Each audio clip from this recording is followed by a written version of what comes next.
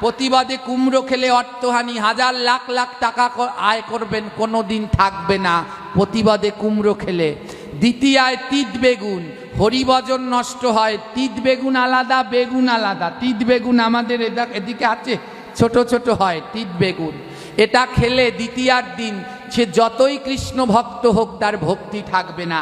তৃতীয়ায় পটল, পটল খেলে শুক্রাণী বৃদ্ধি, কামনা বাসনা বাড়ে, কৃষ্ণ ভজন হয় না। চতুর্থীতে মূলা, চতুর্থীতে মূলা খেলে ধর্মহানি হয়, হ্যাঁ, বংশের মান সম্মান নষ্ট হয়। হ্যাঁ, এই যে দেখা যায় কিছুদিন পর পর মেয়ে পায় না, ছেলে পায় না, মেয়ে নাই, থানায় রিপোর্ট করে আমার মেয়ে হাইজেক হয়েছে। 1-1.5 মাস পরে বের হয় হাইজেক টাইজেক হয় নাই, পাশের বাড়ির কালু অথবা লালুর সাথে গেছে গিয়ে। হ্যাঁ, এই ধর্মহানি, এর জন্য একটা কারণ এই চতুর্থীতে মূলা ভক্ষণ। পঞ্চমীতে খাওয়া নিষেধ বেল, পঞ্চমীতে বেল খেলে কলঙ্ক হয়।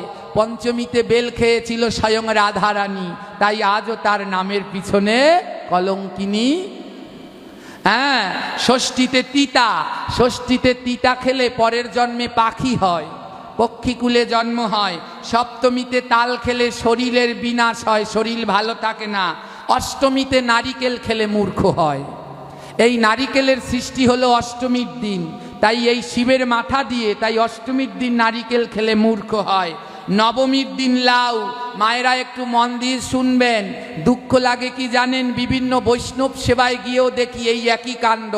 নবমীর দিন লাউ দিয়েছে ভগবানের ভোগে, নবমীর দিন লাউ খেলে গোমাংস খাওয়া হয়।